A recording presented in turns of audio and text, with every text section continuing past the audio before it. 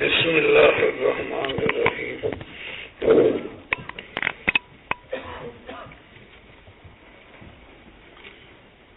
حضرت عبادہ ابن صامت رضی اللہ عنہ کی روایت نقل کی ہے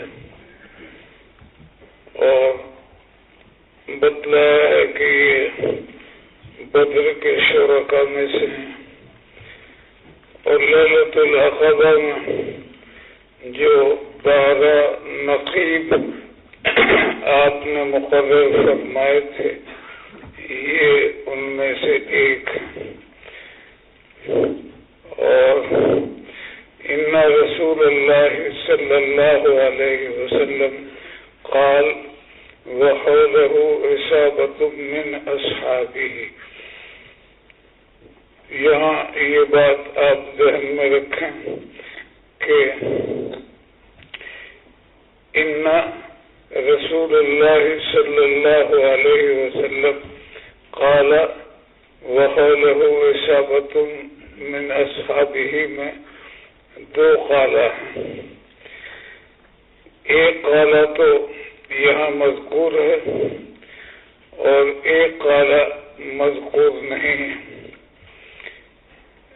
ان عبادۃ بن صامت رضی اللہ عنہ قال ان رسول اللہ صلی اللہ علیہ وسلم قال، یوں ہوگا وکان شہد بدرا وهو احد النقباء لیلۃ العقبہ۔ یہ جملہ معترضہ ہے درمیان میں، اور لیلۃ العقبہ کے بعد جو ان رسول اللہ ہے اس سے پہلے قارہ پڑھا جائے گا۔ ان عبادۃ بن صامت قال ان رسول اللہ صلی اللہ علیہ وسلم قال۔ محدثین کی عادت یہ ہے کہ جب 2 قالا جمع ہو جاتے ہیں تو وہ ایک کو حذف کر دیتے ہیں۔ یہاں بھی عبادہ بن صامت کا قالا محذوف ہے اور حضور کا قالا موجود ہے۔ ان عبادہ بن صامت قال ان رسول اللہ صلی اللہ علیہ وسلم قال، یوں ہوگا۔ اس کے بعد آپ یہ سمجھیے کہ یہاں یہ بتایا گیا ہے کہ حضور اکرم صلی اللہ علیہ وسلم کے پاس صحابہ کی ایک جماعت تھی تو ان سے آپ نے فرمایا بیعت کرو۔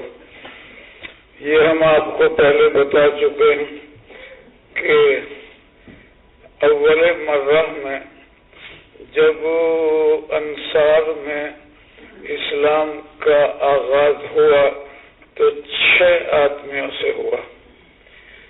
6 آدمی وہ حج کے موقع پر آپ سے ملے تھے اور انہوں نے آپ کی دعوت قبول کی تھی اور وہ اسلام لے آئے تھے۔ یہاں بیعت کا ذکر نہیں ہے۔ یہ انصار میں اسلام کی ابتدا ہوئی ہے۔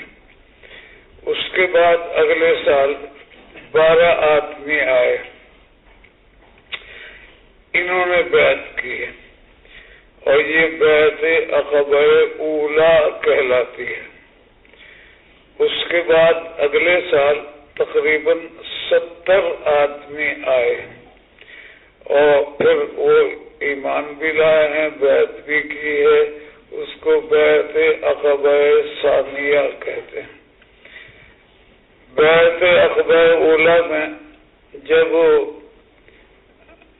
12 آدمیوں نے آپ سے بیعت کی تھی تو ان کے ساتھ حضرت مصعب ابن عمیر رضی اللہ عنہ کو آپ نے مدینہ منورہ تعلیم قرآن کے لیے روانہ کر دیا تھا۔ وہ وہاں تشریف لے گئے اور انہوں نے خدمت کا عمل انجام دیا تو اس کا نتیجہ یہ ہوا کہ اگلے سال 70 آدمی آئے۔ दूसरे साल में 12 आए थे। इब्तिदा सन 11 नबवी में 6 आदमियों से हुई थी और 12 नबवी में 12 आदमी आए और 13 नबवी में वो 70 आदमी आए। जब बैत अकबर उला हुई तो उस वक्त आपने हजरत मुसअब इब्न उमैर को वहां भेजा था। उसके बाद आप फिर ये समझिए कि यहाँ ये अंसार जो हैं ये दर हकीकत यमन के रहने वाले हैं और बनु कहतान से इनका ताल्लुक है। और वहाँ जो सैलाब आया था जिसको सैले अरिम कहा गया है, उस वक्त बहुत बड़ी तबाही मची थी और उस तबाही के नतीजे में ये हजरात जो बनु कैला कहलाते थे, यही अंसार, इनको पहले बनु कैला कहा जाता था, ये मदीना आ गए थे। मदीना मुनव्वरा जब ये आए तो यहाँ यहूद का असर और नफूज था और उनके बहुत से कबाइल वहाँ मौजूद थे और उन्होंने अतराफ में भी बस्तियां कायम कर रखी थी। गर्रे के वो बड़े असर और नफूज वाले थे। ये हजरात अंसार आए और यहाँ आकर इन्होंने क़याम किया। इब्तिदा में तो युद्ध से ये कुछ अलहदा रहे, लेकिन बाद में फिर इनमें और यहूद के अंदर मुआहदे हो गए और आपस में एक दूसरे के हलीफ बन गए। बाद में जब ये अंसार यहाँ आए और यहूद के साथ इन्होंने हिल्फ का ताल्लुक कायम किया तो इनकी भी औलाद में कसरत हुई और इनकी भी तादाद में अच्छा खासा इजाफा हो गया। उस इजाफे के पेश नजर यहूद ने इनसे वो हिल्फ का ताल्लुक खत्म कर दिया। पहले तो हलीफ से एक दूसरे के और यहूद वहाँ खूब फल फूल रहे थे और तमाम इलाकों पर कुर्ब जवार के उनका कब्जा था। अंसार में भी फिर उनकी तादाद में इजाफा होने लगा तो उस तादाद में इजाफे का नतीजा ये हुआ कि यहूद ने देखा कि ये भी बढ़ रहे हैं, इनका असर और नफूज भी कायम हो रहा है, तो हिल्फ का ताल्लुक खत्म कर दिया। वहाँ एक यहूदी था फतियून, बहुत खबीस किस्म का आदमी था, वो उनका सरदार था। उसका ये ऐलान था कि किसी लड़की का भी जब निकाह होगा तो पहले मेरे पास रात गुजारेगी और उसके बाद फिर वो अपने शौहर के यहाँ जाएगी। तो यहूदियों के साथ भी उसका यही मामला था, अंसार के साथ भी उसने यही तरीका इख्तियार करने का इरादा किया। तो मालिक इब्न अजलान एक अंसारी थे, उनकी बहन का निकाह होने वाला था। वो उनकी बहन बेपर्दा घर से निकलकर मजमे के सामने से गुजरी तो मालिक इब्न अजलान को बहुत तकलीफ हुई और उसने अपनी बहन के इस तरह बेपर्दा मजमे से गुजरने पर अपनी बहन से मुआखजा किया कि ये हरकत तूने क्यों की है। तो उसने कहा कि ये हरकत उतनी ज्यादा शदीद नहीं है जो कल होने वाली हरकत। अगले दिन उसकी शादी थी और मुआहदे के मुताबिक उसको फतियून के पास रात में रहना था, तो उसका उसने हवाला दिया कि वो जो कल होने वाला वाकया है उसके मुकाबले में ये मेरा बेपर्दा गुजरना कोई हैसियत नहीं रखता, तुम खामखा मुझसे नाराज हो रहे हो।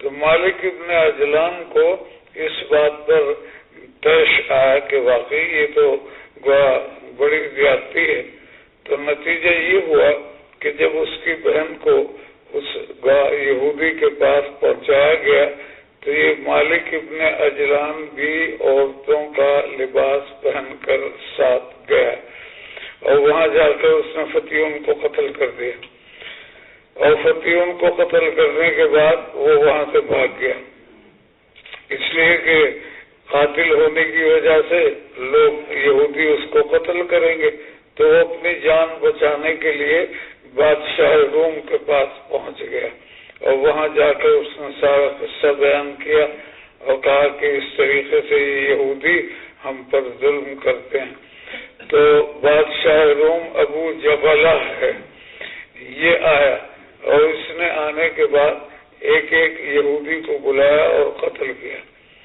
جتنے سردار ان کے تھے ان کو سب کو قتل کر دیا، اور یہ جو انصار تھے ان کے ایک ایک آدمی کو بلائے، اس نے انعام سے اور احسانات سے نوازا، یعنی ان کے ساتھ بہت اچھا سلوک کیا اور ان کو خوب مال اور دولت دی، اور یہودیوں کے ساتھ یہ کیا کہ ان کو قتل کر دیا۔ تو اس طریقے سے یہ صورتحال وہاں کی تھی۔ جب یہودیوں نے انصار کے ساتھ اپنی حلف کا قصہ ختم کیا تو ان انصار نے یہ چاہا کہ یہ مکے کے شرفاء اور قریش کے ساتھ حلف کا تعلق قائم کریں، کیونکہ خطرہ تھا یہودیوں کی طرف سے، لیکن ابو جہل نے اس میں رکاوٹ پیدا کی اور قریش کے ساتھ ان کا حلف کا تعلق قائم نہیں ہو سکا۔ اس کے بعد میں پھر یہ جو دو قبیلے تھے انصار کے، ایک کیا ہے ان قبیلوں کے نام ہیں؟ اوس اور خزرج۔ یہ اوس اور خزرج جو دو قبیلے تھے ان میں پھر باہمی لڑائی شروع ہو گئی، اور اس باہمی لڑائی کا نتیجہ یہ ہوا، وہ جنگ بواس کا واقعہ ہوا۔ بہت معمولی سی بات تھی کہ ایک آدمی نے دوسرے آدمی کی اونٹنی کا دودھ نکال لیا تھا، اب اس دودھ کے نکال لینے پر اس دوسرے آدمی نے اس کی اونٹنی کا تھن کاٹ دیا، اس کی وجہ سے لڑائی شروع ہو گئی، اور 120 سال تک وہ لڑائی جاری رہی، اور اس کا نتیجہ یہ ہوا کہ یہ اوس اور خزرج کے جو قبائل تھے یہ بھی انتہائی کمزور ہو گئے، اور ان کے اندر توانائی اور طاقت باقی نہیں رہی۔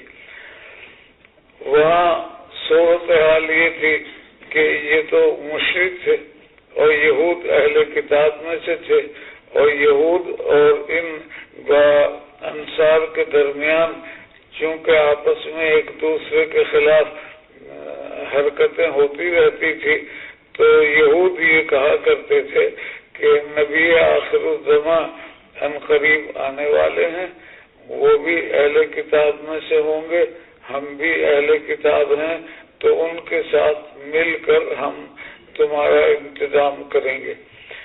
تو اس طریقے سے یہ اوس اور خزرج کے لوگوں کو آپ کی آمد کا علم تھا، یہود کے ذریعے سے یہ بات معلوم ہو گئی تھی کہ آپ آنے والے ہیں۔ اس کے نتیجے میں یہ ہوا کہ وہ 6 آدمی 11 نبوی میں ایمان لائے، آپ سے انہوں نے قرآن سنا، آپ کی دعوت کا حال ان کے سامنے آیا، تو انہوں نے سوچا کہ یہود سے پہلے ہم ایمان لے آئیں تاکہ یہود ان کے ساتھ مل کر ہمیں نقصان نہ پہنچا سکیں۔ تو یہود تو محروم ہو گئے اور یہ ایمان لے آئے۔ پھر 12 نبوی میں 12 آدمی ایمان لائے، پھر 70 آدمی ایمان لائے۔ یہ ایمان لائے اسی کا ذکر ہے کہ آپ نے فرمایا وَيُونِي عَلَىٰ اللَّهِ تُشْرِكُوا بِاللَّهِ شَيْئًا، آپ نے صحابہ سے بیعت کے لیے کہا تو انہوں نے کہا کہ بیعت تو ہم نے کر لی ہے، آپ سے بیعت علی الاسلام ہو چکی تھی، اور اس بیعت بیعت عقبہ ثانیہ کا واقعہ کہ بیعت علی الاسلام ہو چکی، اس کے بعد پھر آپ کہہ رہے ہیں بایعونی، مجھ سے بیعت کرو، تو یہ بیعت علی الاسلام تو ہے نہیں، وہ تو ہو گئی پہلے۔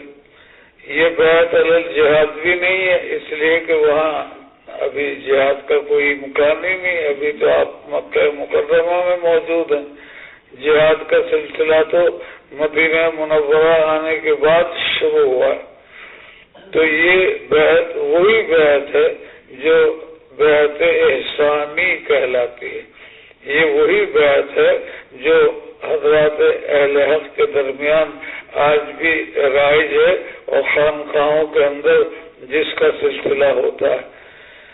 نبی اکرم صلی اللہ علیہ وسلم نے مختلف انداز میں بیعت لی ہے، بیعت علی الاسلام بھی ہوئی ہے، بے شک ہوئی ہے، بیعت علی الجہاد بھی ہوئی ہے، بے شک ہوئی ہے، بیعت علی الموت کا ذکر بھی آتا ہے، وہ بھی بیعت علی الجہاد ہی ہے، وہ اس سے علیحدہ کوئی چیز نہیں۔ بیعت علی الموت ہو یا بیعت علی الجہاد ہو، وہ ایک ہی چیز ہے۔ آپ نے اس بات پر بھی بیعت لی ہے، نسائی کے اندر روایت موجود ہے کہ ہم نماز کی پابندی کریں گے، زکوٰۃ ادا کیا کریں گے۔ اسی طریقے سے آپ نے بیعت، یہ آپ کے سامنے یہاں موجود ہے کہ ہم شرک نہیں کریں گے، ہم اسی طریقے سے بہتان ترازی نہیں کریں گے، اور ہم قتل اولاد نہیں کریں گے، چوری نہیں کریں گے، یہاں روایت میں موجود ہے۔ یہ بھی ایک بیعت ہے۔ نماز و زکوٰۃ کی پابندی کی بیعت بھی ہے۔ بیعت علی النصح لکل مسلم، ہر مسلمان کے ساتھ ہم خیر خواہی کا معاملہ کیا کریں گے، یہ حضرت جریر کی بیعت میں اس کا ذکر موجود ہے۔ اسی طریقے سے بیعت اس پر بھی لی گئی ہے کہ ہم حق کو بیان کرنے سے کبھی گریز نہیں کریں گے، ہم حق کا کتمان نہیں کریں گے، ہم حق کا اظہار کریں گے، ہم حق کا اعلان کریں گے۔ تو یہ مختلف قسم کی بیعتیں نبی اکرم صلی اللہ علیہ وسلم سے ثابت ہیں۔ ان الذین یبایعونک انما یبایعون اللہ، جو آپ سے بیعت کر رہے ہیں وہ اللہ سے بیعت کر رہے ہیں۔ کیا مطلب یہ کہ یہ بیعت جو ہوتی ہے یہ دراصل اللہ کے احکام کو بجا لانے کا وعدہ ہوتا ہے۔ بیعت کا مطلب یہ ہوتا ہے کہ اللہ کے احکام کی ہم بجا آوری کریں گے، اللہ کے احکام کی ہم پابندی کریں گے۔ تو چونکہ اس میں اللہ کے احکام کو بجا لانے کا وعدہ اور معاہدہ ہے، اس لیے انما یبایعون اللہ فرمایا گیا۔ بیعت تو آپ کے ہاتھ پر ہو رہی ہے، لیکن مقصد اللہ کے احکام کو بجا لانا ہے اور اللہ کے احکام کی پابندی کرنا ہے، اس لیے اس کو انما یبایعون اللہ سے تعبیر کیا گیا۔ تو جو لوگ اس بیعت احسانی کا انکار کرتے ہیں اور کہتے ہیں کہ یہ کوئی چیز نہیں ہے، وہ بالکل پرلے درجے کے جاہل۔ ہم نے آپ سے عرض کیا بیعت علی الاسلام ہے، ٹھیک ہے، بیعت علی الجہاد ہے، یقیناً ہے، لیکن یہ جو بحث ہو رہی ہے کہ ہم نماز اور زکوٰۃ کی پابندی کریں گے، یہ کیا ہے؟ اور یہ جو بحث ہو رہی ہے کہ ہم گناہوں سے اجتناب کریں گے، یہ کیا ہے؟ اور یہ جو بحث ہو رہی ہے کہ ہم حق کا اعلان کریں گے اور کتمان نہیں کریں گے، یہ کیا ہے؟ اور یہ جو بحث ہو رہی ہے کہ ہم خیر خواہی ہر مسلمان کے ساتھ کریں گے، یہ کیا ہے؟ یہ ساری کی ساری بحثیں وہی ہیں جو بیعت احسانی کہلاتی ہیں۔ یہ نماز اور زکوٰۃ کی پابندی کی بیعت کا ذکر نسائی میں موجود ہے۔ لکل مسلم کی بیعت کا ذکر خود بخاری میں ہے۔ ترک معاصی کی بیعت کا ذکر یہاں بخاری میں ہے۔ اسی طریقے سے ہم کتمان حق نہیں کریں گے، اس کی بیعت کا ذکر بھی نسائی کے اندر ہے۔ تو یہ اپنی جگہ پر ایک ثابت شدہ حقیقت ہے۔ اس کے بعد میں پھر ایک بات ہے کہ بعض اوقات بیعت محض تبرک کے لیے بھی کی جاتی ہے، اور چھوٹے چھوٹے بچوں کو بھی بیعت کرا دیا جاتا ہے، وہ محض برکت کے لیے۔ بعض اوقات ایسا ہوتا ہے کہ بعض توبہ کی غرض سے کوئی آدمی کسی اللہ والے کے ہاتھ پر بیعت کرتا ہے، لیکن یہ ضروری ہے کہ جس شخص سے بیعت کی جائے وہ متبع شریعت ہو، وہ شریعت کا پابند ہو۔ اگر وہ شریعت کا پابند نہیں ہے، اور جیسے آج کل ہمارے ملک میں گدی نشینوں کی بڑی کثرت ہے، وہ نہ نماز پڑھتے ہیں، نہ روزہ رکھتے ہیں، نہ شکل و صورت شریعت کے مطابق بناتے ہیں، تو وہ سارے کے سارے دجال ہیں، وہ سارے کے سارے لوگوں کے ایمان پر ڈاکے ڈالنے والے ہیں۔ ان کی بیعت حرام ہے، ان کے ساتھ بیعت کرنا ناجائز ہے۔ اسی طریقے سے اگر کوئی آدمی اہل حق میں سے وہ بیعت اس لیے کر رہا ہے تاکہ میرے ماننے والوں کی تعداد زیادہ ہو اور میرا شہرہ خوب ہو، یا یہ کہ مجھے ان کے ذریعے سے آمدنی ہو اور میرے پاس مال و دولت کی کثرت ہو، تو یہ اللہ جانتا ہے کہ کس کی نیت کیا ہے اور کس نیت سے اس نے یہ سلسلہ شروع کیا ہے۔ اگر وہ مال کا حریص ہے یا وہ شہرت حریص ہے تو وہ اللہ کے یہاں مقبول نہیں ہے، وہ بھی اللہ کے یہاں مردود ہے۔ فقط وہی آدمی قابل قبول ہوگا کہ جو اللہ کے دین کی اشاعت کے لیے اس سلسلے کو شروع کرتا ہے اور جاری رکھتا ہے۔ اب یہاں پر فرمایا کہ بایونی اللہ تشرکوا باللہ شیئا، اللہ کے ساتھ کسی کو شریک نہیں کرو گے۔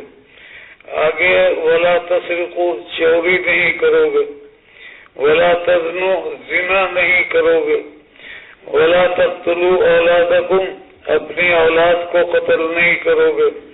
قتل اولاد کی بہت 3 صورتیں ہوتی تھی۔ ایک صورت تو یہ ہوتی تھی کہ آدمی اپنی بیٹیوں کو قتل کرتا تھا، زندہ درگور کر دیا جاتا تھا۔ اب ظاہر ہے کتنا بڑا ظلم، وہ بچی جو بدلہ بھی نہیں لے سکتی، وہ جس نے کوئی جرم بھی نہیں کیا، جس کا کوئی قصور بھی نہیں، اس کو باپ زندہ دفن کر رہا ہے محض اس لیے کہ وہ یہ کہتا ہے کہ صاحب میرا کوئی داماد بنے گا، یہ میرے لیے آر کی بات ہوگی، یہ میرے لیے آر کی بات ہوگی۔ اور بدبخت تو جو خود داماد بنا تھا، جب آر کا مسئلہ نہیں تیرے سامنے آیا تھا، یہ بھی تو داماد بنا تھا نا، داماد بننے کے بعد ہی تو یہ اولاد پیدا ہوئی۔ تو ان کے یہاں ایک تصور یہ تھا کہ بچیوں کو زندہ دفن کر دیا کرتے تھے آگ کے خوف سے۔ میں نے عرض کیا کہ یہ بہت بڑا ظلم تھا، ایک تو اس لیے کہ بچی کا کوئی قصور نہیں، دوسرے اس لیے کہ وہ غریب مقاومت بھی نہیں کر سکتی، چھوٹی ہے، ابھی پیدا ہی ہوئی ہے، اور وہ دفاع کرنے پر بھی قادر نہیں ہے۔ دوسری ایک وجہ یہ ہوا کرتی تھی کہ ان کو یہ خیال ہوتا تھا کہ اگر ہم اولاد کو باقی رکھیں گے تو پھر ہمارے لیے معاش کا مسئلہ کھڑا ہو جائے گا، ہم خود تنگی میں مبتلا ہیں، اور اس تنگی میں مبتلا ہونے کے ساتھ اگر اولاد کو بھی برقرار رکھا گیا تو ان کے لیے کہاں سے کھانے پینے کا انتظام کریں گے۔ قرآن نے کہا لا تقتلوا اولادکم من املاق،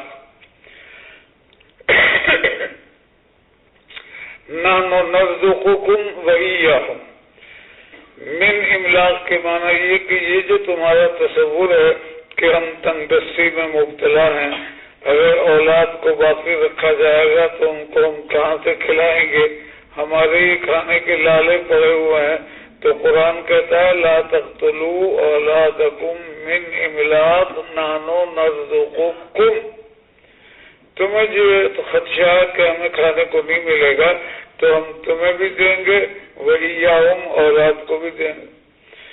یہ من املاق والی آیت جو ہے یہ اس صورت کو شامل ہے جبکہ خیال یہ ہے کہ ہم تنگ دستی میں مبتلا ہے، اگر اولاد کو باقی رکھا جائے گا تو ہمارے رزق کے لالے پڑ جائیں گے، تو ہم کہاں سے کھائیں گے، اولاد کو کہاں سے کھلائیں گے۔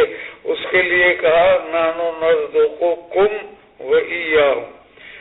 اور ایک احتمال اور ہوتا تھا، وہ یہ کہ چلو ہم تو اپنا کسی طرح گزارا کر لیتے ہیں لیکن اولاد کو کہاں سے کھلائیں گے، تو اس کے لیے فرمایا گیا لا تقتلوا اولادکم خشیۃ املاق۔ یہ خشیۃ املاق میں وہ صورت ہے کہ ہم اولاد کو کہاں سے کھلائیں گے، تو قرآن نے کہا لا تقتلوا اولادکم خشیۃ املاق نحن نرزقهم وإیاکم، وہاں نرزقکم وإیاہم تھا اور یہاں نرزقهم وإیاکم۔ قرآن کریم کی لطافت کا اندازہ آپ اس سے لگائیں کہ کس طریقے سے اس نے دونوں فریق کا ذکر کیا اور اس کے لیے تعبیر وہ اختیار کی جو دونوں کے خیال کو رد کرنے کے لیے کافی ہے۔ اس کے بعد آگے ہے وَلَا تَأْتُوا بِبُهْتَانٍ تَفْتَرُونَهُ بَيْنَ أَيْدِيكُمْ وَأَرْجُلِكُمْ۔ یہاں لا تَأْتُوا بِبُهْتَانٍ، بہتان اس جھوٹ کو کہتے ہیں کہ جس شخص پر وہ باندھا جاتا ہے وہ مبہوت ہو جاتا ہے، یعنی خلاف حقیقت، خلاف واقعہ کوئی بات کسی آدمی پر چسپاں کی جائے تو اس کو بہتان کہا جاتا ہے، چونکہ واقعے کے خلاف ہوتی ہے لہذا وہ سن کر حیران ہوتا ہے کہ یہ بات میرے حوالے سے کیوں کہی جا رہی ہے جس کی کوئی اصل موجود نہیں۔ بین ایدیکم وارجلکم کے تین معنی بیان کیے ہیں، ایک تو یہ کہ بین ارجلکم ایدیکم وارجلکم کنایہ ہے ذات سے، اپنی طرف سے تم کسی پر بہتان نہ لگاؤ۔ جب یہ ذات سے کنایہ ہوگا تو اس کے معنی یہی ہوں گے کہ تم اپنی جانب سے اور اپنی ذات کی طرف سے کسی کے اوپر بہتان نہ لگاؤ۔ اور ایک معنی بیان کیے گئے ہیں کہ یہاں بین ایدیکم وارجلکم سے قلب مراد ہے، وہ ہاتھوں اور پاؤں کے درمیان ہے، تو مطلب یہ کہ اپنے دل سے گھڑ کر کسی پر بہتان نہ لگاؤ۔ ایک معنی تو یہ ہوئے کہ اپنی طرف سے کسی پر بہتان نہ لگاؤ، ایک معنی یہ ہوئے کہ اپنے دل سے گھڑ کر کسی کے اوپر بہتان نہ لگاؤ۔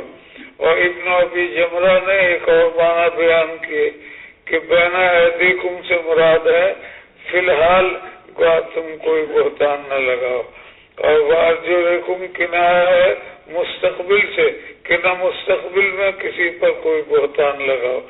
تو بین ایدیکم کو انہوں نے حال سے کنایہ قرار دیا اور وارجلکم کو مستقبل سے کنایہ قرار دیا۔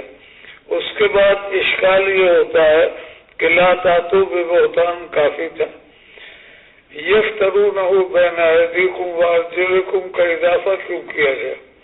مقصد تو یہ ہے کہ بہتان نہ لگاؤ، تو لا تأتوا ببہتان اس کے لیے کافی ہے۔ اب آگے بین ایدیکم وارجلکم کے الفاظ بھی بڑھا دیے گئے تو اس کا جواب یہ دیا جائے گا کہ بہتان کی شناعت کی قباحت کی شدت کو بیان کرنے کے لیے یہ اضافہ کیا گیا۔ بہتان کی برائی اور اس کی شناعت و قباحت کو ظاہر کرنے کے لیے اور اس میں شدت کو بیان کرنے کے لیے یہ اضافہ فرمایا گیا ہے۔ اس کے بعد میں آگے ہے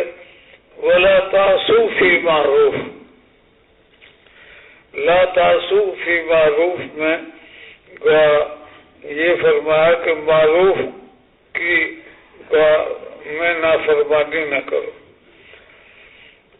لا طاعت لمخلوق فی معصیت الخالق. خالق کی اگر نافرمانی لازم آ رہی ہو مخلوق کے کسی امر پر تو اس کو مت مانو. لا طاعت لمخلوق فی معصیت الخالق. مخلوق نے کوئی حکم آپ کو دیا اور اس میں اللہ کی نافرمانی ہو رہی ہو تو آپ انکار کر دو، ہم نہیں مانتے. تو دارالعلوم میں ایک مرتبہ ایسا ہوا کہ اس سال میں حج کے لیے گیا تھا اور حج کی وجہ سے اسباق میں ناغہ بہت ہوا تھا. تو واپسی کے بعد میں مغرب کی نماز کے بعد سبق پڑھا رہا تھا. دن میں جو اوقات ہوتے تھے ان میں بھی سبق ہوتا تھا اور رات کو مغرب کے بعد بھی پڑھاتا تھا. تو میرے پاس مدرسے کا نائب قاصد آیا اور اس نے کہا کہ وہ حضرت مفتی صاحب کا فون آیا ہے، وہ آپ سے بات کرنا چاہتے ہیں. تو میں نے سبق موقوف کیا، طلبا سے کہا آپ ٹھہریں میں ابھی آتا ہوں. تو میں وہاں گیا اور مفتی صاحب سے بات ہوئی. تو مفتی صاحب نے فرمایا کہ صبح کو کچھ خواتین آئیں گی اور وہ دارالعلوم کے اسباق سننا چاہتی ہیں. ان کے بھی اپنے ادارے ہیں، ان اداروں کے اندر بھی تعلیم کا سلسلہ ہے. تو وہ دارالعلوم کے دروس سے استفادہ کرنا چاہتے ہیں. تو طے یہ کیا گیا ہے کہ ایک آپ کے سبق میں وہ آئیں گی، ایک مفتی رشید احمد صاحب کے سبق میں آئیں گی، ایک مولانا سبحان محمود صاحب کے سبق میں آئیں گی. ان 3 آدمیوں کے سبق میں وہ شامل ہوں گے. تو میں نے کہا حضرت میں تو اس کو قبول کرنے کے لیے تیار نہیں ہوں، میرے سبق میں آپ ان کو لے کر نہ آئیں، میں اس کے لیے تیار نہیں.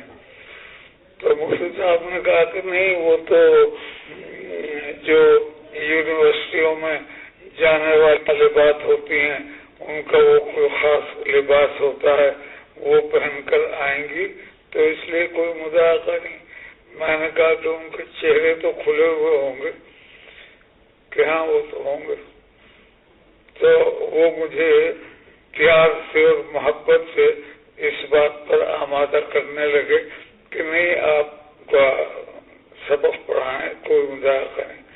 میں نے کہا مفتی صاحب آپ مجھے یہ بتاؤ کہ اگر مولانا اشرف علی تھانوی رحمۃ اللہ علیہ جو آپ کے پیر مرشد تھے ان سے یہ عورتیں ان کے کسی مدرسے میں جیسے آپ کا مدرسہ ہے آ کر سبق سننے کے لیے درخواست کرتی تو حضرت اس کو قبول کر لیتے. تو مفتی صاحب نے کہا وہ تو قبول نہ کرتے. میں نے کہا جب وہ قبول نہ کرتے تو آپ نے کیوں قبول کیا؟ آپ کو بھی قبول نہیں کرنا چاہیے.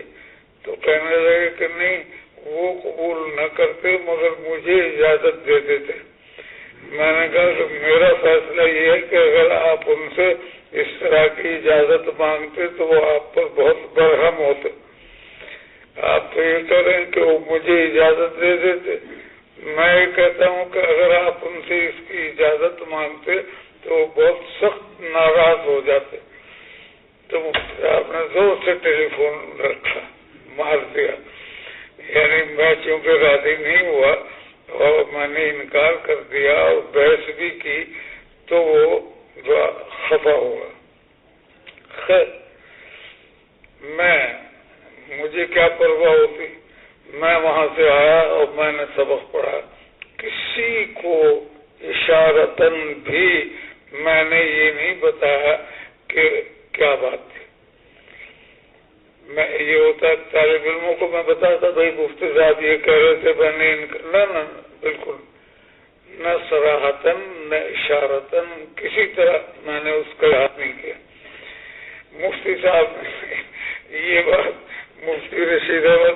بھی کی، انہوں نے بھی انکار کر دیا۔ اب وہ سبحان محمود نے کیا کہا ہوگا وہ جانے، مجھے خبر نہیں۔ صبح کی نماز جب ہوئی تو سارے طالب علم دارالعلوم چھوڑ کر باہر نکل گئے، انہوں نے ہڑتال کر دی۔ میں نے آپ کو بتایا کہ میں نے تو کسی سے اس کا ذکر کیا ہی نہیں تھا، کچھ نہیں کیا۔ یہ مفتی رشید کی بات تھی، انہوں نے طالب علموں کو کہا کہ تم باہر بھاگ جاؤ، چنانچہ طالب علم سب باہر چلے گئے، مدرسہ بالکل خالی ہو گیا۔ تو وہ وقت مقرر پر عورتیں آئی، وہ آئیں لیکن سبق سب تھا نہیں، اور مفتی صاحب کے پاس وہ جمع ہوئے۔ تو مفتی صاحب نے اساتذہ کو جمع کیا، اساتذہ کو جمع کرنے کے بعد اب یہ تھا کہ ان عورتوں کے ساتھ بیٹھ کر بات کی جائے، تو ظاہر ہے کہ ہم تو اس کے لیے تیار تھے نہیں، ہم نے انکار کر دیا۔ میں نے کہا نہیں، ہم ان کے ساتھ بیٹھ کر کوئی بات نہ کریں گے نہ سنیں گے۔ مفتی صاحب نے، مفتی رشید احمد صاحب نے بھی انکار کر دیا، اور کچھ لوگ بیٹھے۔ تو ان عورتوں کے پہنچنے سے پہلے مفتی صاحب نے ایک بات کہی کہ مجھے اس بات کی بہت خوشی ہے کہ ہم اگر کوئی غلط حرکت کرنے لگیں تو ہمیں ٹوکنے والے ہمارے پاس موجود ہیں۔ انہوں نے کہا ہماری اس بحث کا یہ نتیجہ اخذ کیا کہ ہم نے جو ان سے انکار کیا تھا اس وقت تو ان کو غصہ آیا تھا بہت، لیکن بعد میں ہوش آیا ہوگا اور ان کو خیال آیا ہوگا کہ واقعی بات تو قابل بحث ہے۔ تو یہ کیوں میں نے کس سے شروع کیا؟ لا طاعت لمخلوق فی معصیت الخالق کا ایک قانون ہے۔ تو جب یہ قانون ہے تو اشکال یہ ہوتا ہے کہ حضور اکرم صلی اللہ علیہ وسلم تو معروف کے خلاف حکم دے ہی نہیں سکتے، پھر آپ کا یہ کہنا لا تعصوا فی معروف یہ کیسے صحیح ہوگا؟ آپ سے یہ تصور ہو سکتا ہے کہ آپ معروف کے خلاف کوئی حکم دیں؟ نہیں۔ تو اس کا جواب یہ ہوگا کہ اصل میں آپ نے وہ قانون بیان کیا جو لا طاعت لمخلوق فی معصیت الخالق کا قانون ہے، اس قانون کو بیان کرنے کے لیے آپ نے لا تعصوا فی معروف فرمایا۔ یہ نہیں کہ آپ سے معروف کے خلاف کا حکم متصور ہے، آپ سے معروف کے خلاف کا حکم متصور نہیں۔ جب نہیں تو پھر لا تعصوا فی معروف کرنے کا کیا فائدہ ہوگا؟ تو عرض کیا جا رہا ہے کہ قانون کو بیان کرنا مقصود ہے، یہ بیان کرنا مقصود نہیں ہے کہ آپ سے بھی اس بات کا امکان ہے کہ آپ معروف کے خلاف حکم دیں گے۔ ایک بات۔ دوسری بات یہ ہے کہ آپ کے بعد خلفاء بھی آئیں گے، خلفاء کے بعد عمراء اور سلاطین بھی آئیں گے، تو اس لیے آپ نے جو فرمایا لا تعصوا فی معروف یہ آپ کے حوالے سے نہیں ہے، یہ بعد میں آنے والوں کے حوالے سے ہے کہ بعد میں آنے والے اگر معروف کے مطابق دیں گے تو آپ اس کی پابندی کریں گے، اور اگر معروف کے خلاف کریں گے تو آپ اس کے پابند نہیں ہوں گے۔ تو ایک بات تو یہ ہوئی کہ لا تعصوا فی معروف پر جو اشکال ہے کہ آپ سے تو معروف کے خلاف حکم دینے کا کوئی امکان نہیں ہے، پھر یہ آپ نے کیوں فرمایا؟ تو اس کا جواب ہوا کہ اس لا طاعت لمخلوق فی معصیت الخالق کے قاعدے کو بیان کرنا مقصود ہے۔ جیسے آپ نے پڑھا کہ حضرت موسیٰ اور حضرت ہارون کو کہا وَقُولَا لَهُ قَوْلًا لَيِّنًا، لعلہ یتذکر او یخشی، جب تم فرعون کے پاس جاؤ تو اس سے نرم بات کرنا. لعلہ یتذکر او یخشی، ہو سکتا ہے کہ وہ نصیحت کو قبول کر لے، اور ہو سکتا ہے کہ وہ ڈر جائے آخرت کے عذاب سے اور نافرمانی سے. یہ کون کہہ رہا ہے؟ اللہ کہہ رہے. تو اللہ کو نہیں معلوم کہ فرعون ماننے والا نہیں؟ اللہ کا تو معلوم ہے کہ فرعون نہیں مانے گا. اللہ کو یہ خبر ہے کہ یہ بدبخت ہے اور یہ کسی طرح نصیحت کو قبول کرنے کے لیے تیار نہیں ہے نا. یہ بات اللہ سے یہ بات پوشیدہ نہیں کہ وہ ماننے والا نہیں ہے. اس کے باوجود کہا جا رہا ہے قولا لہو قولا لینا لعلہ یتذکر او یخشی. تو جواب یہ ہوگا کہ قاعدہ بیان کیا جا رہا ہے،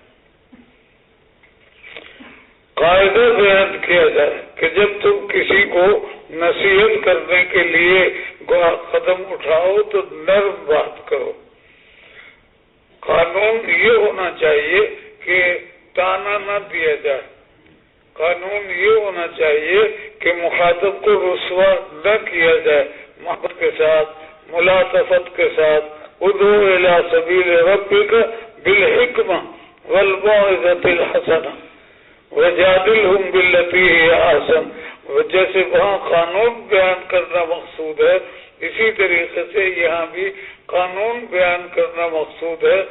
تو اس لیے ایک جواب تو یہ ہو گیا. قانون کیا ہے؟ لا طاعۃ لمخلوق فی معصیۃ الخالق. دوسری بات ہم نے عرض کی کہ یہ بعد والوں کے اعتبار سے لئن اشرکت لیحبطن عملک، اگر آپ نے شرک کیا تو سارے عمل غارت ہو جائیں گے. کیا آپ سے شرک کا امکان ہے؟ کوئی نہیں. یہ دوسروں کے اعتبار سے. تو اسی طریقے سے یہاں ہوگا لا تعصوا فی معروف میں دو باتیں ہو گئی. اس کے بعد پھر آپ یہ سمجھیے کہ معروف کے معنی ایک تو مشہور کے ہیں، لیکن یہ معنی اگرچہ بیان کیے گئے ہیں کہ مشہور بات جو آپ سے کی جائے اور وہ صداقت پر مبنی ہو اور حقیقت کے مطابق ہو تو آپ اس کو مان لیں. لیکن محققین کی رائے یہ ہے کہ یہ معروف کا لفظ ایک ایسا جامع لفظ ہے جو فرائض کو بھی شامل ہے، جو واجبات کو بھی شامل ہے، جو مسنونات اور مندوبات کو بھی شامل ہے، جو آداب اور اخلاق کو بھی شامل ہے، اور جن چیزوں سے شریعت نے منع کیا ہے ان کو بھی شامل ہے. تو اس میں ساری چیزیں آ جائیں گی. فرائض بھی آ جائیں گے، واجبات بھی آ جائیں گے، مسنون امور بھی آ جائیں گے، مندوب بھی آ جائیں گے، آداب و اخلاق بھی آ جائیں گے، اور جو منہیات ہیں وہ بھی آ جائیں گے. لا تعصوا فی معروف کے یہ معنی ہو گئے. فمن وفی منکم فاجرہ علی اللہ، جو اس بیعت کے وعدے کو پورا کرے گا تو اس کا اجر اللہ کے یہاں ہوگا. ومن اصاب من ذلک شیئا فعوقب فی الدنیا، اور جو آدمی ان میں سے کسی منہی عنہ کو اختیار کرے گا اور پھر اس کو دنیا میں اس کی سزا دی جائے گی تو وہ سزا اس کے لیے کفارہ بن جائے گی.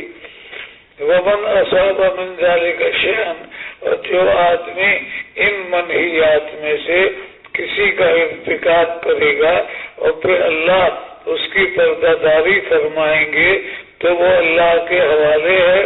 انشاء عفا عنہ، اگر چاہے اللہ تو معاف کر دے گا اور اگر چاہے تو سزا دے گا. فبایعنہ علی ذلک. آپ دیکھ رہے ہیں یہاں مرجئہ کا رد بھی ہو گئے. ان منہیات میں سے اگر کسی آدمی نے کسی شے کا ارتکاب کیا تو اس کے متعلق کہا جا رہا ہے کہ پھر اس کو اس کی سزا دی جائے گی تو وہ اس کا کفارہ بن جائے گا۔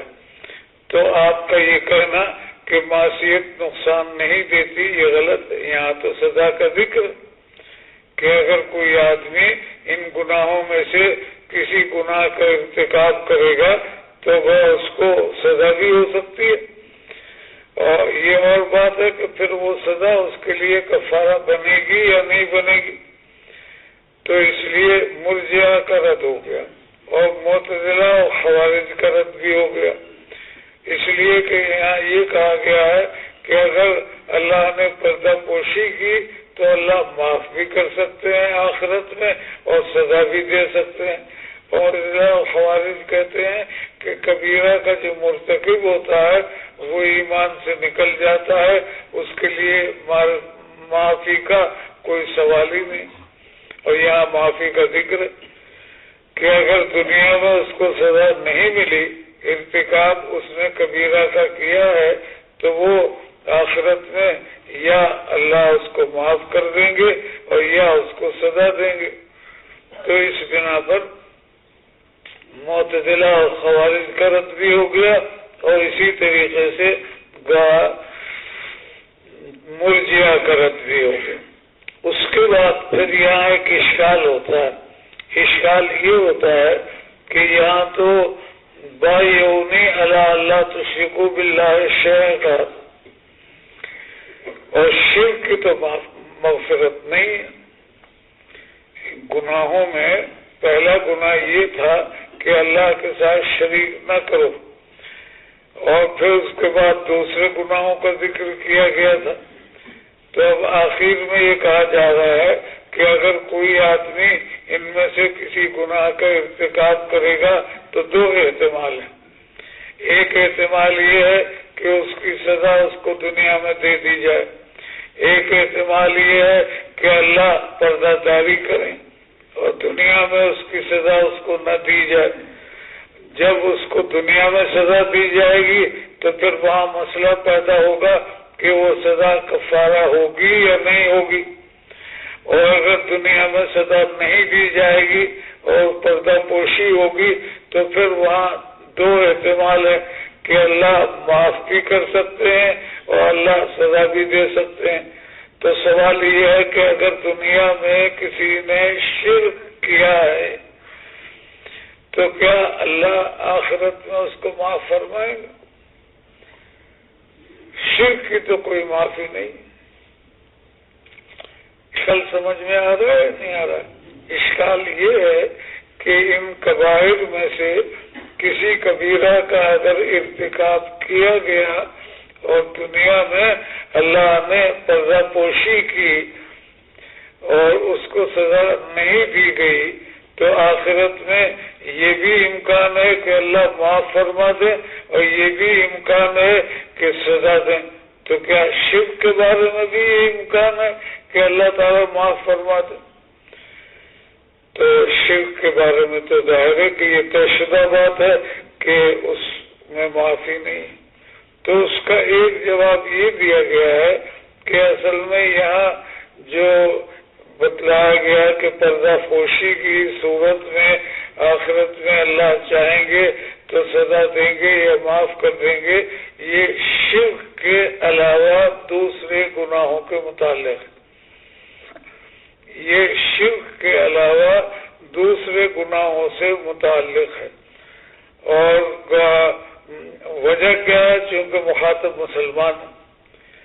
یہاں جو بائیون کا خطاب ہے تو صحابہ سے، اور صحابہ وہ اہل ایمان ہیں، اور ان کے یہاں شرک اس وقت ناپید ہے، شرک کی کوئی گنجائش موجود نہیں ہے، تو لہذا یہ حکم جو بیان کیا جا رہا ہے یہ ما سوا شرک کے دوسرے گناہوں کے حوالے سے بیان کیا جا رہا ہے۔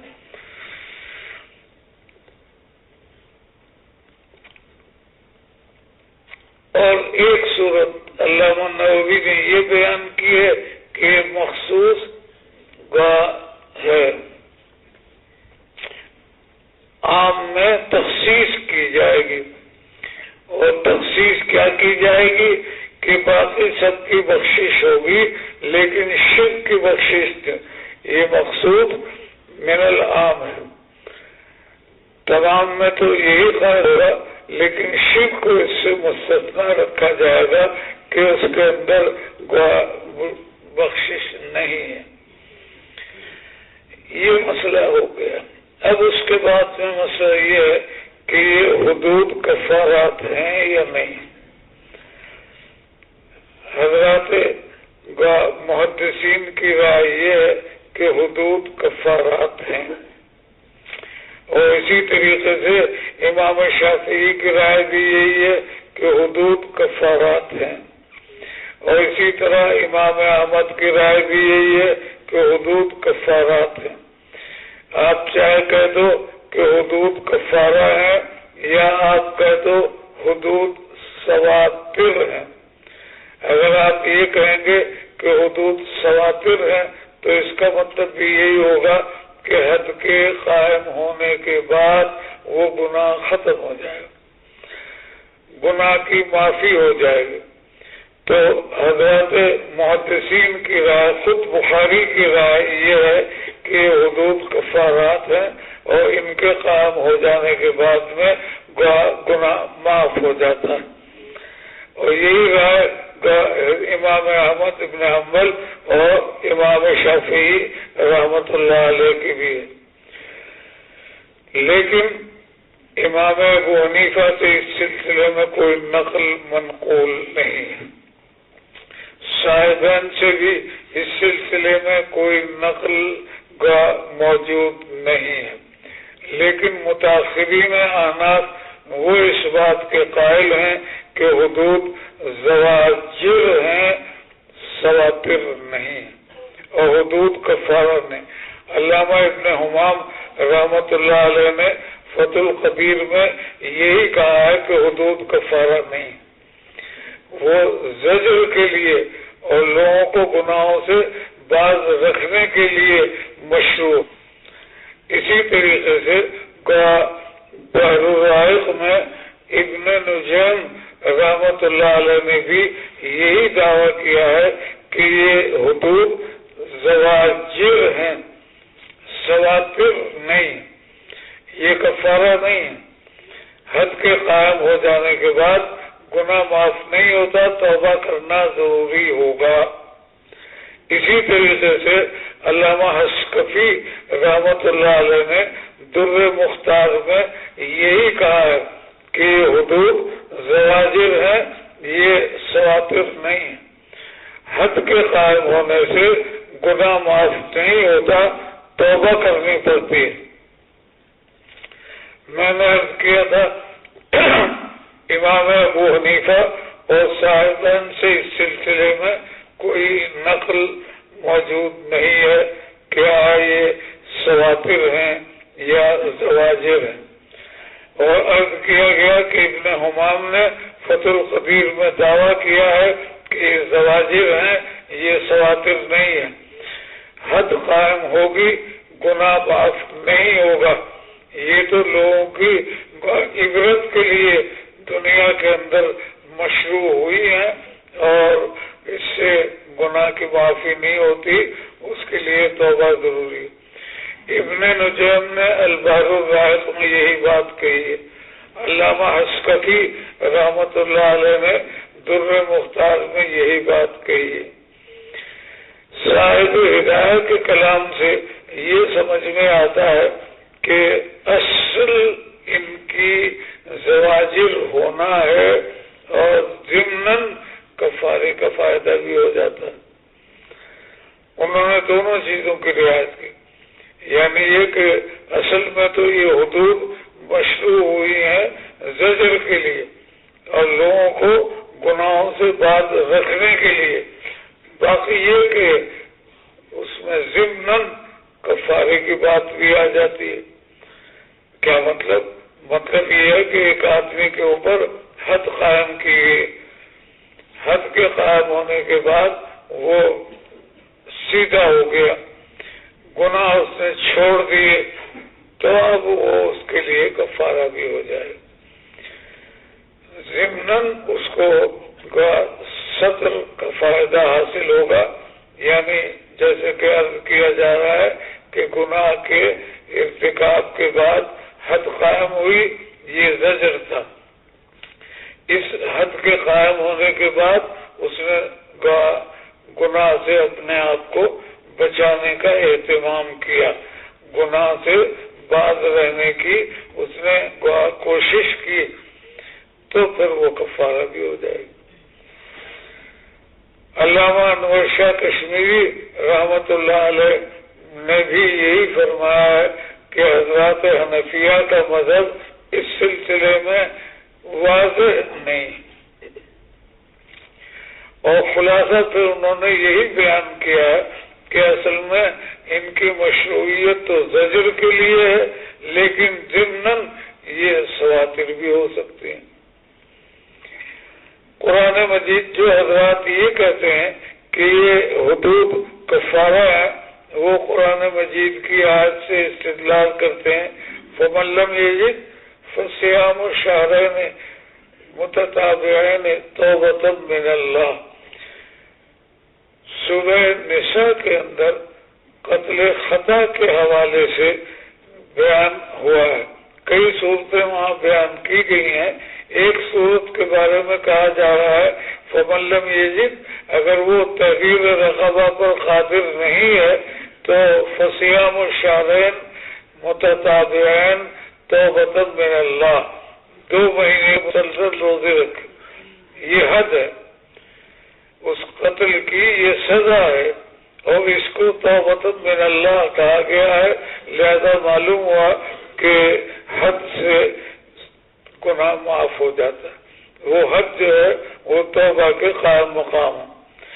عرض یہ کیا جا رہا ہے کہ سورہ نساء میں قتل خطا کے بیان میں ایک صورت کا، ایک شکل کا حکم بیان کیا گیا ہے کہ تحریر رقبہ ہونی چاہیے۔ اب اگر کوئی آدمی تحریر رقبہ پر قادر نہیں ہے تو اس کے لیے کہا گیا ہے فَمَن لَّمْ يَجِدْ فَصِيَامُ شَهْرَيْنِ مُتَتَابِعَيْنِ تَوْبَةً مِّنَ اللَّهِ۔ یہ صیام شہرین جو ہے اس کو توبہ قرار دیا جائے، لہذا حج جو جاری ہوگی وہ بھی توبہ ہوگی۔ اسی طریقے سے حضرت خزیمہ ابن ثابت رضی اللہ عنہ کی روایت ہے، جس کو امام احمد نے مسند میں نقل کیا ہے اور دارمی نے سنن میں نقل کیا ہے، من اصاب ذنبا فاقیم علیہ حد ذلک الذنب فهو کفارہ۔ اگر کسی آدمی نے گناہ کا ارتکاب کیا، من اصاب ذنبا فاقیم علیہ حد ذلک الذنب، گناہ کا ارتکاب کیا، اس گناہ کی حد اس کے اوپر قائم کی گئی، فهو کفارہ، وہ اس کے لیے کفارہ ہے۔ تو یہ روایت حضرت خزیمہ ابن ثابت کی ہے اور اس کے اندر حد کو کفارہ قرار دیا گیا۔ اسی طرح مجمع الزوائد میں مختلف روایات نقل کی گئی ہیں، ان کے اندر بھی یہی بتایا گیا ہے کہ حد کے قائم ہونے سے کفارہ ہو جاتا ہے۔ تو ہم نے یہ قرآن کی آیت بیان کی ہے، ایک خزیمہ بن ثابت کی روایت جو مسند احمد اور دارمی میں ہے اس کا ذکر کیا ہے، اور اجمالی طور پر آپ سے یہ عرض کیا کہ مجمع الزوائد میں اور بھی کئی روایتیں ہیں جن کے اندر حد کو کفارہ قرار دیا گیا۔ جیسا کہ ہم نے عرض کیا کہ احناف کے یہاں مشہور یہی ہے کہ حد زجر کے لیے ہوتی ہے، وہ کفارہ نہیں بنتی۔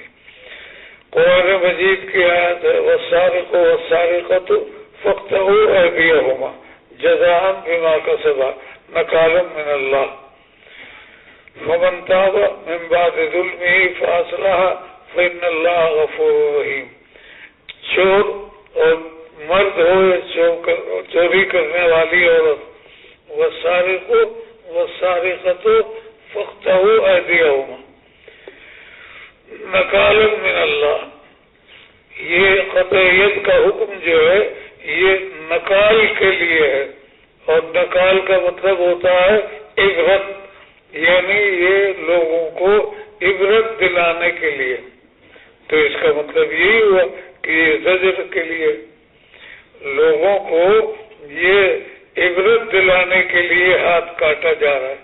اور جب عبرت دلانے کے لیے ہاتھ کے کاٹنے کا ذکر آیا تو اس سے معلوم ہوا کہ یہ سزا زجر کے طور پر لوگوں کو تنبیہ کرنے کے لیے کہ اگر تم یہ حرکت کرو گے تو تمہارا بھی ہاتھ کاٹ دیا جائے گا. اس کے بعد فمن تابہ بھی ہے، اور جب اس کے بعد فمن تابہ کا ذکر آیا تو لہذا معلوم ہوا کہ حد کے قائم ہونے سے زجر کا فائدہ حاصل ہوا ہے، گناہ کی معافی نہیں ہوئی، اس کے لیے توبہ ہوگی. یہ وسارقۃ والی آیت کے اندر اقامت حد کے بعد اور اس کو کال قرار دے کر توبہ کا ذکر کیا ہے. تو اس سے معلوم ہوا کہ گناہ معاف نہیں ہوتا. ایسے ہی آپ نے پڑھا ہے والذین یرمون المحصنات ثم لم یاتوا بأربعة شهداء فاجلدوهم 80 جلدة ولا تقبلوا لهم شهادة أبدا وأولئك هم الفاسقون فمن تاب إلا الذين تابوا. والذین یرمون المحصنات قذف کا مسئلہ بیان کیا کہ کسی اوپر تہمت لگائی زنا کی. والذین یرمون المحصنات ثم لم یاتوا بأربعة شهداء فاجلدوهم 80 جلدة ولا تقبلوا لهم شهادة أبدا وأولئك هم الفاسقون إلا الذين تابوا. اب فاجلدوهم میں اقامت حد ہو گئی. اس کے بعد الا الذین تابوا اور ان کو فاسق قرار دیا گیا. اس کے بعد الا الذین تابوا کا استثناء آیا تو معلوم ہوا کہ اقامت حد سے گناہ معاف نہیں ہوتا بلکہ اس کے بعد توبہ کی ضرورت. اسی طریقے سے واللذان یاتیانها منکم فآذوهما فإن تابا وأصلحا فأعرضوا عنهما ان اللہ کان توابا رحیما. وہ لوگ جو ارتکاب کرتے ہیں اس معصیت کا فآذوہما ان کو ایذا پہنچاؤ. یہ ایذا حد کے قائم مقام ہے. ایذا پہنچانے کا ذکر کرنے کے بعد جو کہ حد کے قائم مقام ہے آگے فرمایا فإن تابا وأصلحا. اس کے بعد توبہ کا ذکر مستقل ہوا. تو واللذان یاتیانها منکم فآذوهما فإن تابا وأصلحا فأعرضوا عنهما ان اللہ کان توابا رحیما سے بھی حنفیہ کی تائید ہوتی ہے. اسی طریقے سے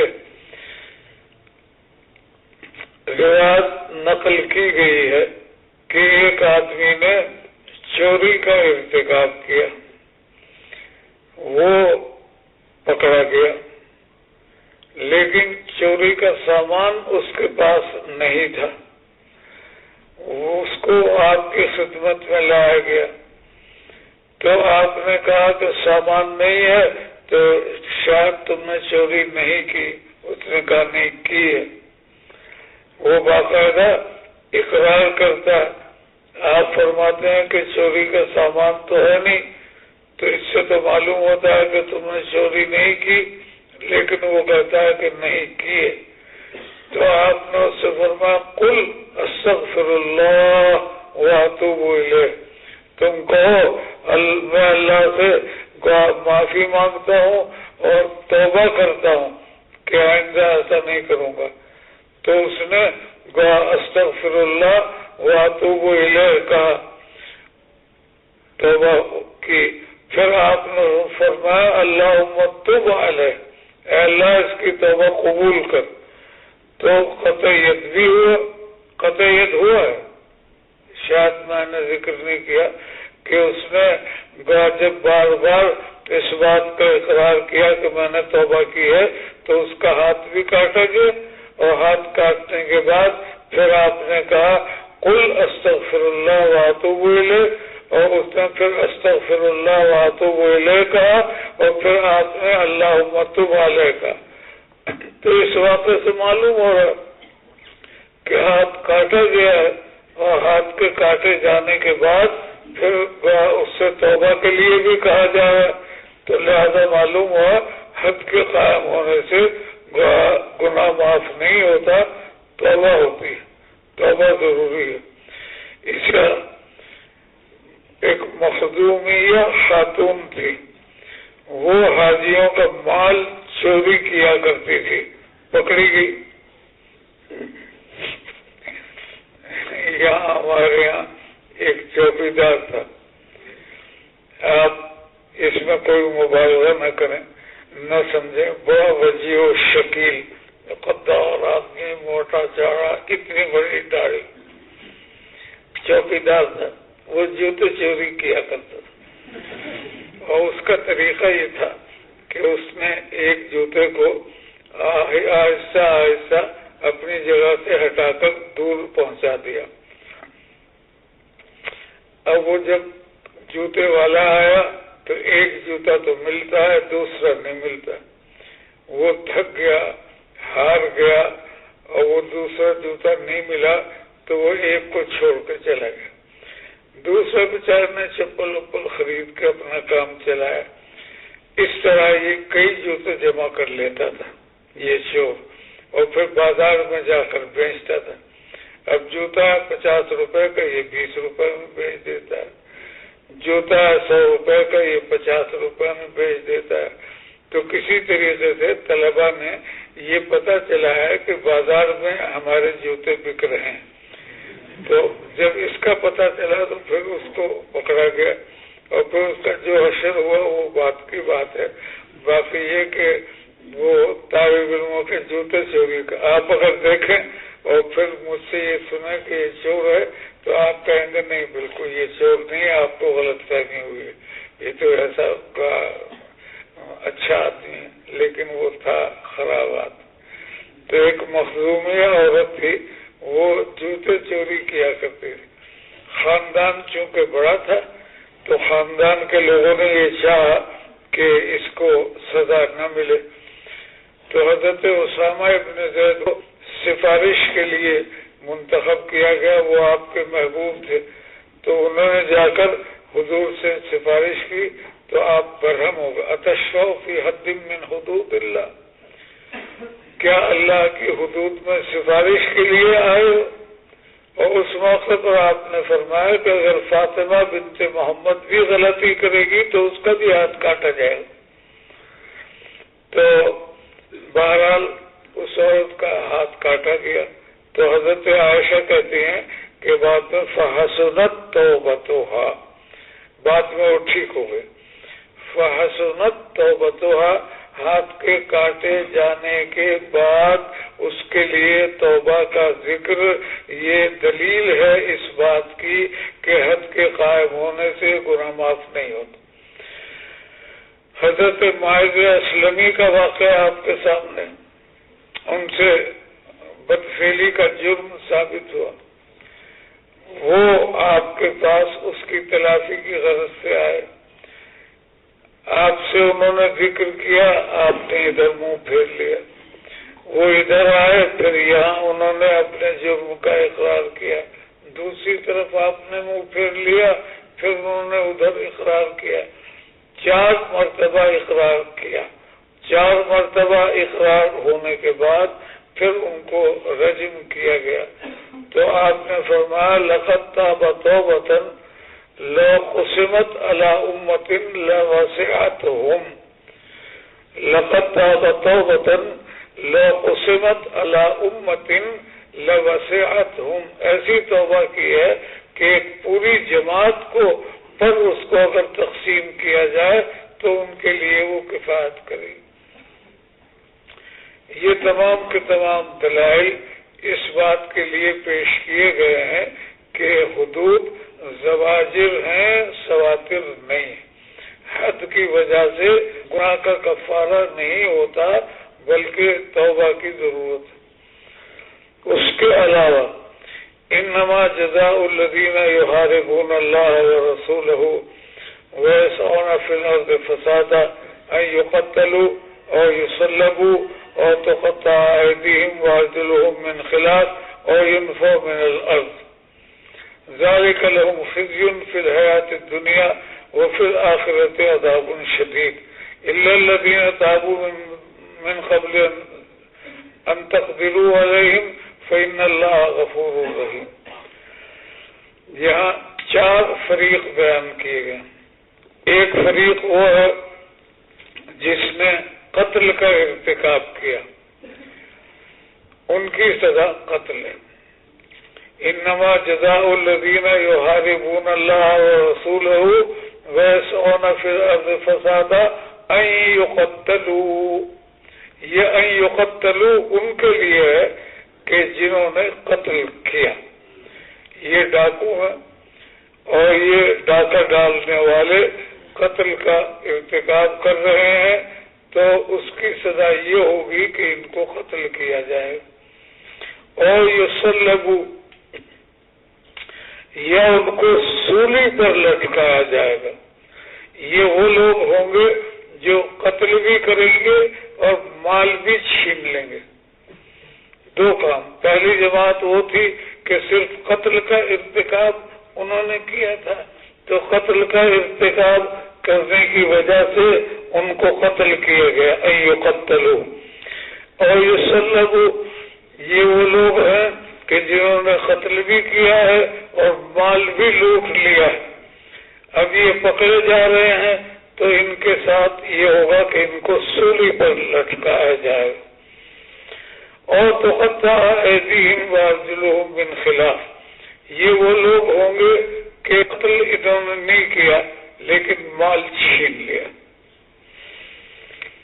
پہلی جماعت وہ تھی کہ صرف قتل کیا ہے. دوسری جماعت وہ تھی کہ قتل بھی کیا ہے اور مال بھی لوٹا ہے. ان 2 کا ذکر ہو گیا. جنہوں نے صرف قتل کیا ان کو قتل کیا جائے گا. جنہوں نے قتل بھی کیا اور نہب اموال بھی کیا، اموال بھی لوٹے، ان کو سولی پر چڑھایا جائے گا. نمبر 3 وہ لوگ ہیں کہ قتل تو نہیں کیا لیکن مال لوٹا ہے. ان کے تقطع ایدیہم وارجلہم من خلاف. ایک طرف کا ہاتھ کاٹا جائے گا اور دوسری طرف کا پاؤں کاٹا جائے گا. اور ينفوا من الارض یا جلا وطن کیا جائے گا.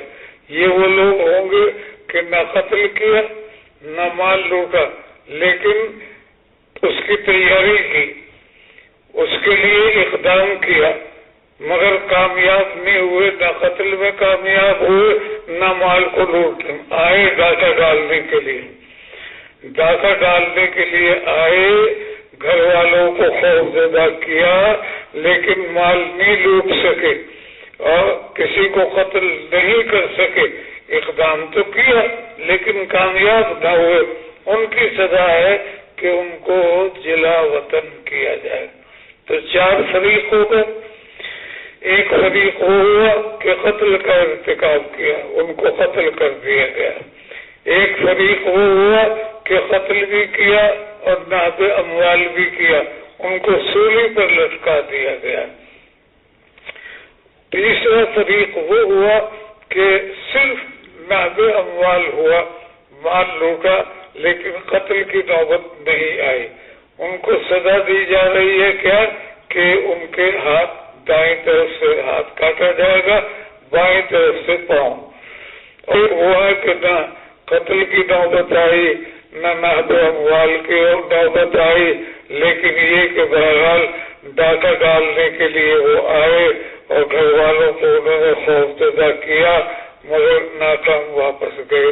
ان کو جلا وطن کیا جائے. اب قرآن کہتا ہے ذالک لہم خزی فی الحیات الدنیا وَلَهُمْ فِي الْآخِرَةِ عَذَابٌ عَظِيمٌ. کہ دنیا کے اندر یہ ان کی رسوائی ہے. دائیں طرف سے ہاتھ کاٹ دیا، بائیں طرف سے پاؤں کاٹ دیا. عزت ہوئی ہے، بے عزت کیے گئے، بے عزت کیے گئے. اور وہ لوگ جن کو جلا وطن کیا گیا وہ بھی بے عزت ہوئے. وَلَهُمْ فِي الْآخِرَةِ عَذَابٌ عَظِيمٌ. اور آخرت میں ان کو عذاب ہوگا حد کے قائم ہونے کے بعد اگر گناہ معاف ہو گیا تھا تو یہ آخرت کا عذاب کیسا ہے؟ ذالک لہم خزی فی الحیات الدنیا، دنیا میں تو یہ رسوائی ہو گئی، حد قائم ہو رہی ہے، اور آخرت میں عذاب عظیم کی خبر دی جا رہی ہے۔ تو اس سے معلوم ہوا کہ حد کے قائم ہونے کے بعد گناہ معاف نہیں ہوتا۔ لیکن یہاں اشکال یہ ہے کہ امام بخاری رحمت اللہ علیہ نے ایک باب قائم کیا ہے، باب المحاربین من اہل الکفر والردہ، باب المحاربین من اہل الکفر والردہ، اور اس کے تحت یہ آیت نقل کی ہے۔ تو اس سے معلوم یہ ہو رہا ہے کہ امام بخاری کی رائے یہ ہے کہ یہ آیت ڈاکوؤں کے متعلق نہیں ہے، بلکہ یہ آیت ان لوگوں کے لیے ہے جو مرتد ہو گئے، المحاربون من اہل الکفر والردہ، جنہوں نے کفر اختیار کیا ہے، ردت اختیار کی ہے، مرتد ہوئے ہیں، ان کے لیے۔ تو امام بخاری رحمۃ اللہ علیہ نے جو باب المحاربین من اہل الکفر والردہ کا ترجمہ قائم کر کے یہ آیت نقل کی ہے، تو اس سے تو معلوم ہوتا ہے کہ اس کا ڈاکوؤں سے تعلق نہیں، اور آپ ڈاکوؤں کے مسئلے کو اس سے نکال لیں۔ آپ نے تو ڈاکوؤں ہی کا ذکر کیا نا کہ ایک قسم ایسی ہوگی، ایک قسم ایسی ہوگی، ایک قسم ایسی ہوگی، ایک قسم ایسی ہوگی، 4 قسمیں آپ نے بنائی۔ تو یہ کافروں کی 4 قسمیں، یہ ڈاکوؤں کی، یہ تو ڈاکوؤں کی۔ تو امام بخاری رحمت اللہ علیہ نے اس آیت کو باب المحاربین من اہل الکفر والردہ کے ذیل میں چونکہ ذکر کیا ہے، تو اس سے معلوم ہوتا ہے کہ حدود کے مسئلے سے اس کا تعلق نہیں۔ تو اس کے متعلق کہا جائے گا کہ یہ بخاری کی رائے ہے، جمہور کی رائے نہیں۔ جب یہ امام بخاری کی رائے ہوئی اور جمہور کی رائے نہ ہوئی، تو لہذا اس آیت سے ہم حد کے مسئلے پر استدلال کر سکتے ہیں، اس لیے کہ جمہور کی رائے یہی ہے، اگرچہ امام بخاری کی نہیں۔ اس کے بعد میں پھر سوال پیدا ہوگا کہ یہاں یہ بھی تو ممکن ہے کہ اس آیت کے اندر ان حدود کا ذکر کیا گیا ہے، لیکن یہ کہ حضرت عبادہ ابن صامت رضی اللہ تعالیٰ عنہ کی حدیث سے من اصاب من ذلک شیئا کے بعد فهو کفارۃ لہ فرمایا گیا۔ وہاں یہ تھا کہ من اصاب من ذلک شیئا فعوقب فی الدنیا فهو کفارۃ لہ، یہ حدیث موجود ہے۔ تو اس حدیث کی وجہ سے ہم یہ ممکن ہے کہ یہ کہیں کہ اس آیت کے اندر جو حدود بیان کی گئی ہیں اس کی نفی اس عبادہ ابن ثابت کی روایت سے ہو جائے۔ یہ میں اعتراض نقل کر رہا ہوں اور یہ بتانا چاہتا ہوں کہ حنفیہ کے خلاف یہ بات کہی جا سکتی ہے کہ آپ نے اس آیت سے استدلال کیا ہے، لیکن یہ آپ کے حق میں مفید نہیں ہے، اس لیے کہ حضرت عبادہ ابن ثابت کی روایت میں فعوقب بہ فی الدنیا فہو کفارۃ لہ فرمایا گیا۔ تو اس حدیث کی وجہ سے اس آیت کو قابل استدلال قرار نہیں دیا جائے، اور یہ کہا جائے گا کہ وہ حدیث اس آیت کا بیان ہے۔ کیا مطلب؟ یعنی یہ کہ اس آیت کے اندر جس کفارے کا ذکر کیا گیا ہے، اس کے جس حد کا ذکر کیا گیا ہے، اس کے بارے میں عبادہ ابن صامت کی روایت کے اندر یہ بتایا گیا کہ یہ حد کفارہ بن جائے گی۔ یہاں تو حد کا ذکر ہے نا، اور حد کے ذکر کے سلسلے میں عبادہ ابن صامت کی روایت میں یہ آیا کہ وہ کفارہ ہو جائے گی، تو لہذا عبادہ ابن صامت کی روایت کو اس کا بیان قرار دیا جائے گا اور کہا جائے گا کہ یہ حد عبادہ کی حدیث کے پیش نظر کفارہ ہوگی۔ یہ احناف پر اشکال ہے کہ انہوں نے اس آیت سے استدلال کیا، اور اس پر ایک پہلا اشکال تو یہ ہوا کہ امام بخاری نے اس کو محاربین اہل کفر اہل ردہ سے متعلق قرار دیا ہے، آپ اس کو تفریق کے لیے پیش کر رہے ہیں، یہ ٹھیک نہیں۔ اس کا جواب ہو گیا تھا کہ وہ امام بخاری کی رائے ہے اور اس میں ان کو کا تفرد ہے، جمہور کی رائے یہ ہے کہ یہ مرتدین کے بارے میں نہیں، قطاع الطریق ہی کے بارے میں۔ دوسرا اشکال یہ ہوا کہ اس روایت کے اندر جو حد بیان کی گئی ہے اس کے حوالے سے عبادہ ابن صامت کی روایت کے اندر یہ وضاحت آ گئی ہے کہ یہ حد کفارہ بن جائے گی۔ اس کے علاوہ پھر ایک بات اور بھی ہے، اور وہ کیا ہے؟ ذالک لہم خزی فی الحیات الدنیا ولہم فی الآخرۃ عذاب شدید الا الذین تابوا من قبل ان تقدروا علیہم فاعلموا ان اللہ غفور رحیم۔ یہ بھی ہے آیت، اور اس سے یہ وضاحت کی گئی ہے کہ یہاں دنیاوی سزا کا ذکر ہے، اور اس دنیاوی سزا سے پہلے اگر وہ توبہ کر لیں تو وہ معاف ہو جاتے۔ الا الذین تابوا من قبل ان تقدروا علیہ فاعلموا ان اللہ غفور رحیم۔ تمہاری گرفت میں آنے سے پہلے قطع طریق کا ارتکاب کیا، قتل کیا، قتل اور نہب اموال کیا، یا اسی طریقے سے انہوں نے صرف نہب اموال کیا، یا انہوں نے نہب اموال کی نوبت نہیں آئی اس کے لیے اقدام کیا، تو پہلے دو کی سزا تو آ گئی، ان یقتلوا اور ان یصلبوا۔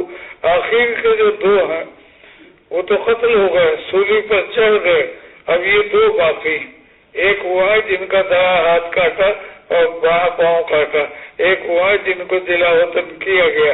تو اس سزا کو آپ نے دلیل کے طور پر حدود ظاہر میں پیش کیا تھا، تو اس کے بارے میں اشکال یہ ہے کہ قرآن تو کہتا ہے کہ الا الذین تابوا من قبل ان تقدروا علیہ، تمہاری گرفت میں وہ نہیں آئے اور اس سے پہلے انہوں نے توبہ کر لی تو اللہ معاف کر دے گا۔ تو معلوم ہوا کہ آخر کی سزا سے اس کا تعلق نہیں۔